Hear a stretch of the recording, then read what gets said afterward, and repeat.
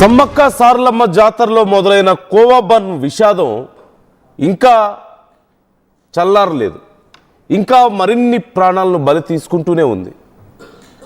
ఈ కోవా బన్ వివాదంలో వరుస విషాదాలు చోటు చేసుకుంటూనే ఉన్నాయి. నంద్యాల జిల్లా ఆత్మకూరులో 2 ప్రాణాలు కోల్పోయారు. నిన్న భాష, నేడు యాసిన్లకు గుండెపోటు వచ్చినట్లుగా తెలుస్తోంది.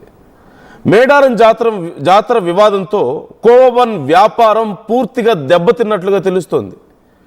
గత 15 రోజులుగా ఆత్మకూరులో కోవా బన్ బిజినెస్ నిలిచిపోయింది. ఈ నేపథ్యంలో తీవ్ర మనస్తాపంతో యాసిన్ గుండె ఆగిపోయి ప్రాణాలు పోయినట్లుగా తెలుస్తోంది. ఇక 2 రోజుల క్రితమే ఇలాగే గుండెపోటుతో ప్రాణాలు కోల్పోయాడు భాష అనే వ్యక్తి కూడా. ఈ ఇద్దరి మృతితో కోవా బన్ వ్యాపారుల్లో తీవ్ర ఆందోళన వ్యక్తం అవుతోంది. మీరు స్క్రీన్ మీద చూస్తున్నారు, యాసిన్ అనే వ్యక్తి కోవా బన్ వ్యాపారం చేసుకునేవాడు. వ్యాపారం పూర్తిగా దెబ్బతినడంతో ఏం చేయాలో అర్థం కాక ఆ బాధలో అతనికి గుండెపోటు వచ్చినట్లుగా తెలుస్తుంది. మరోవైపు ఇటువైపు చూడొచ్చు మీరు స్క్రీన్లో రైట్ సైడ్ భాష, ఇతను కూడా ఒక కోవా బన్ వ్యాపారి. సమ్మక్క సారలమ్మ జాతరలో వలి విషయంలో ఎంత పెద్ద గొడవ జరిగిందో మనం చూసాం. అతన్ని పట్టుకొని అందరి మధ్యలో అతనితోనే కోవా బన్ తినిపిస్తూ నువ్వు ఏం కలిపావు, ఎలా తయారు చేసావు చెప్పు అని చెప్పి మాట్లాడడం, అది వైరల్ అవ్వడం. ఆ తర్వాత కొంతమంది వ్యతిరేకించినప్పటికీ కూడా ఎక్కువ మంది వలికి మద్దతుగా రావడం, అటు రాజకీయ నాయకులు, హిందూ సంఘాలు, అందరూ అన్ని వర్గాల వారు మద్దతుగా రావడం మనం చూసాం. కానీ అప్పుడు జరిగినటువంటి ఆ చర్చ, ఆ భయం మాత్రం కొంతమందిలో ఉంది, చాలామందిలో ఉంది. ఇన్ఫ్యాక్ట్ ఎలా తయారు చేస్తున్నారో, ఏం పెడుతున్నారో అందులో అనే భయంతో కోవా బన్ వ్యాపారం బాగా దెబ్బతిన్నట్లుగా తెలుస్తోంది. ఈ నేపథ్యంలో ఇక కుటుంబాన్ని ఎలా పోషించుకోవాలో తెలియక, ఏం చేయాలో అర్థం కాక ఇద్దరు ఇప్పటికే గుండెపోటుతో ప్రాణాలు కోల్పోయారంటూ సమాచారం అందుతోంది. ఒక్కసారి వారి కుటుంబ సభ్యులు ఏమంటున్నారు చూద్దామా. రాషిన్మియా ఫస్ట్ నుంచి మా నాన్న లారీ డ్రైవర్ అండి. 2 సంవత్సరాల క్రితం కొంచెం అప్పు చేసి ఆటో తెచ్చుకున్నారు కోవా బన్ వ్యాపారం కోసము. వ్యాపారం చేసుకుంటున్నారు ఆయన 2 సంవత్సరాల నుంచి బాగా చేసుకుంటున్నారు. కాకపోతే 15 రోజుల నుంచి కొంచెం ఇదే జరిగింది, అంత కోవా బన్ ఇష్యూ జరుగుతుంది. ఆ ఇష్యూ వల్ల చాలా డిస్టర్బ్ అయ్యారు.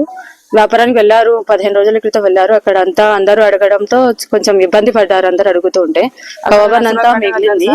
అక్కడ కవాల క్వాలిటీ ఉందా, అది దాని గురించి కొంచెం ఇబ్బంది పడి సర్లేమా నేను వచ్చేస్తాను ఇంటికి అనేసి ఇంటికి వచ్చేసారు. 2 రోజులు అయిందండి వచ్చి, ఒక 2 రాత్రులు అయ్యాయి. నిన్న నైట్ మా ఊర్లో ఇక్కడ మనిషి చనిపోయారండి, పెద్ద ఆయన, ముస్లిమ్స్ ఆయననే. కోవా బన్ గురించి ఆయనకి హార్ట్ అటాక్ వచ్చి చనిపోయారు. ఆ వీడియో చూసారు, రాత్రి 1 గంట వరకు చూసారు బాగా. సరే పనుకొని నాన్న ఇంకా అని చెప్పాను. 2 గంటల వరకు నిద్రలో మేల్కొనే ఉన్నారు. ఆ వీడియో చూసారు. ఇంకా పొద్దున నుంచి కొంచెం ఇబ్బంది పడినట్టు అయినారు. సడన్ గా హార్ట్ స్ట్రోక్ వచ్చిందండి. నా ముందు నేను కళ్ళు మూసి చనిపోయారు. నాన్న పేరు డ్రైవర్ రాషిన్మియా. మా నాన్న 2 సంవత్సరాల క్రితం డబ్బు అప్పు తెచ్చుకొని ఆటో తెచ్చుకున్నాడు సార్. వ్యాపారం కోసమే, కోవా బన్ వ్యాపారం కోసమే తెచ్చుకున్నాడు. 2 ఏళ్ల నుంచి బాగానే చేసుకుంటున్నాడు సార్. ఈ 15 రోజుల క్రితం అక్కడ వెలుగోళ్ళు ఏమో ఇష్యూ అయింది కదా సార్, ఆ వీడియోలు ఎక్కువ చూడడము అట్లా బాధపడుతుండేవాడు సార్. 15 రోజుల క్రితం ఇక్కడ వినుకొండ అక్కడ ఆ సైడ్ వెళ్ళారు సార్. అక్కడ వెళ్ళింటే అక్కడ నుంచి అంతా అక్కడ వ్యాపారం వెళ్ళింటే అంతా చాలానే తీసుకుపోయినారు కోవా బన్లు.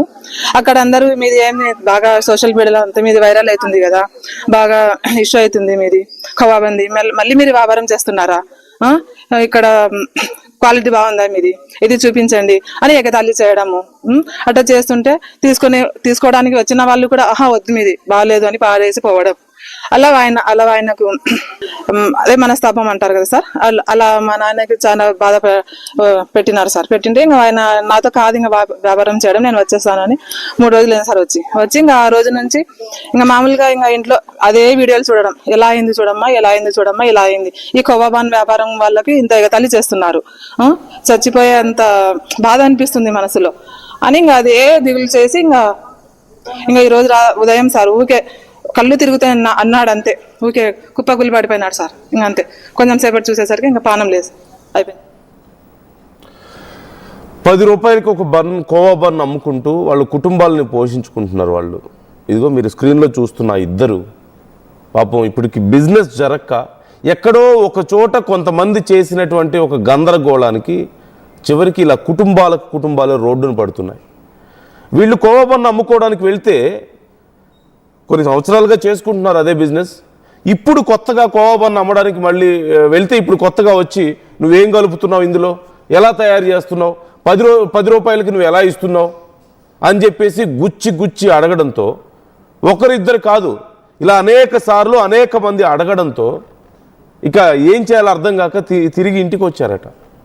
వచ్చి అప్పటికే ఒక వ్యక్తి ప్రాణాలు కోల్పోతే ఇలా గుండెపోటుతో కోవా బన్ బిజినెస్ జరక్క ఇప్పుడు ఆ వీడియోలు చూస్తూ నైట్ అంతా అలా కూర్చొని చూసి అదిగో భాష మనం చూస్తున్నాం కదా, ప్రాణాలు కోల్పోయాడు. ఆ వీడియోలు చూసి ఇక తనకు కూడా అలాగే ఫీల్ అయిపోయి ఎలా బ్రతకాలో తెలియక చివరికి అతను కూడా ప్రాణాలు కోల్పోయాడు. ఇప్పటికి 2 బలయ్యారు. ఇంకెంతమంది బలవ్వాలి ఈ విషయంలో? సరే, నిజంగా ఏమైనా ఉందా అందులో, కోవాలో బన్లో ఏదైనా ఉందా, అంత హానికారకమైంది ఏదైనా ఉందా? ఉంటే ల్యాబ్కు పంపించి టెస్ట్ చేయించి ఇదిగో వీళ్ళు ఇలా కలుపుతున్నారు, ఇలా అమ్ముతున్నారు అని చెప్పి చెప్పగలగాలి. అలా కాకుండా అమాయక చిరు వ్యాపారుల మీద ఎందుకు మీ ప్రతాపం చూపిస్తున్నారు? చివరికి వాళ్ళ కుటుంబాల్లో ఎందుకు రోడ్డును పడేస్తున్నారు? దయచేసి ఎక్కడైనా కోవా బన్ వ్యాపారి కనిపిస్తే, అమ్ముకుంటున్న వాళ్ళు కనిపిస్తే వాళ్ళ దగ్గరికి వెళ్ళి నువ్వు 10 రూపాయలకి ఎందుకు ఇస్తున్నావు, 10 రూపాయలకే ఎలా ఇవ్వగలుగుతున్నావు, ఏం కలుపుతున్నావు ఇందులో, ఇది తింటే ప్రాణాలు పోతాయా అని చెప్పేసి అడగొద్దు. మీకు డౌట్ ఉందా, ఒక 10 రూపాయలు పెట్టి కోవా బన్ కొనుక్కోండి, ల్యాబ్కి తీసుకువెళ్ళండి, లేదంటే ఫుడ్ సేఫ్టీ అధికారుల దగ్గరికి తీసుకెళ్ళండి, మాకు అనుమానాలు ఉన్నాయి ఇందులో చెక్ చేయండి అని చెప్పి చూపించండి. ఏదైనా ఉంటే నిజంగా అందులో వాళ్ళని అరెస్ట్ చేసి చర్యలు తీసుకోవచ్చు, విచారించవచ్చు.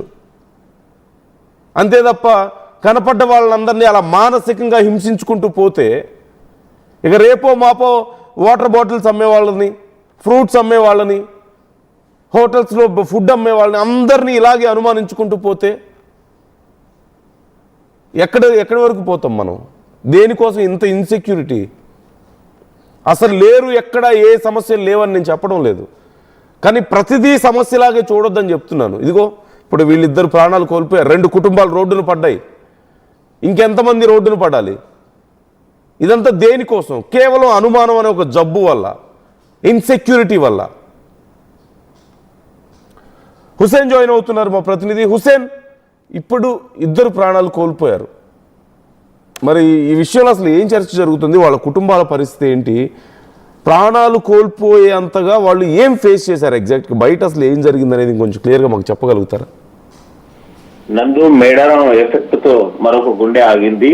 ఆత్మకూరు పట్టణంలో యాసిన్ అనేటువంటి వ్యాపారి గత 15 రోజుల నుంచి సరైనటువంటి వ్యాపారం లేకపోవడంతో ఇండ్లు గడవక ఇబ్బంది అవుతుంది, ఆర్థికంగా పూర్తిగా చిరిగిపోయేటువంటి పరిస్థితి ఉంది అని చెప్పి మనోవేదనతో మరొక వ్యాపారి నిన్నటి రోజున యాసిన్ అనేటువంటి వ్యాపారి మరణించడం జరిగింది. అంతకంటే ముందు రోజు కేవలం ఒక్క రోజు ముందే భాష అనేటువంటి కోవా బన్ వ్యాపారి, అతిపెద్ద వ్యాపారస్తుడు, లోకల్ గా అక్కడ ప్రత్యేకంగా ఒక కుటీర పరిశ్రమ లాగా ఏర్పాటు చేసి పాల ఉత్పత్తిని ఏర్పాటు చేసేందుకు ఒక 15 నుంచి 20 బర్రెలను పెట్టాడు. అయితే దీంతో పాటు ఒక 30కి సంబంధించినటువంటి వాహనాలు ఏర్పాటు చేసి మరో ఒక 100 నుంచి 150 మందికి ఉపాధి అవకాశం కల్పించేలాగా పెద్ద ఎత్తున చిన్న కుటీర పరిశ్రమగా పెట్టినటువంటి కోవా బన్ వ్యాపారి చనిపోయినటువంటి ఘటన మనం చూసాం. అయితే దీనికి ప్రధానమైనటువంటి కారణము